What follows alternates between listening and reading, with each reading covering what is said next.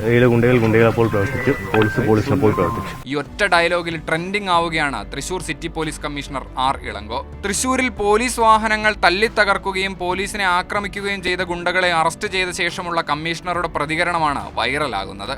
ആരാണ് R Ilango IPS? പൂരവിവാദത്തിന് പിന്നാലെ അങ്കിത് അശോകിനെ സ്ഥലം മാറ്റിയതിനെ തുടർന്നാണ് തൃശൂർ സിറ്റി പോലീസ് കമ്മീഷണറായി ആർ ഇളങ്കോ എത്തുന്നത്.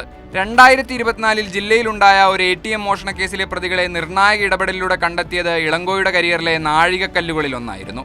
ATM തകർത്ത് കവർച്ച നടന്നെന്ന വിവരം ലഭിച്ച ഉടൻ 2 നിർദ്ദേശങ്ങളാണ് സിറ്റി പോലീസ് കമ്മീഷണറായ ഇളങ്കോ നൽകിയത്.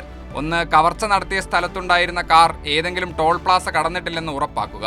2, രാജസ്ഥാൻ ഹരിയാന രജിസ്ട്രേഷനുള്ള കണ്ടെയ്നർ ലോറി ടോൾ പ്ലാസ കടക്കുന്നുണ്ടോ എന്ന് നോക്കുക.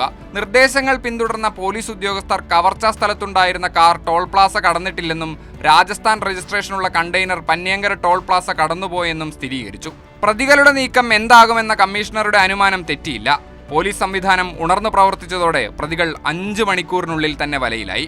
കണ്ണൂർ സിറ്റി പോലീസ് കമ്മീഷണറായിരിക്കെ കണ്ണപുരം പോലീസ് സ്റ്റേഷൻ പരിധിയിൽ സമാന സംഭവമുണ്ടായതാണ് ഇത്ര വേഗം പ്രതികളെ കണ്ടെത്താനും പിടികൂടാനും വഴിയൊരുക്കിയതെന്നായിരുന്നു ഇളങ്കോ അന്ന് പറഞ്ഞത്. തൃശൂർ നഗരത്തിൽ ക്രിമിനൽ ആക്ടിവിറ്റികൾ കുറയ്ക്കാൻ ഊർജിത ശ്രമങ്ങളാണ് ഇളങ്കോയുടെ നേതൃത്വത്തിൽ നടക്കുന്നത്. സോഷ്യൽ മീഡിയ വഴി ക്രിമിനലുകളുടെ സ്വാധീനം യുവാക്കളിൽ ഉണ്ടാകാതിരിക്കാനുള്ള പ്രവർത്തനങ്ങളാണ് ഇതിൽ മുഖ്യം.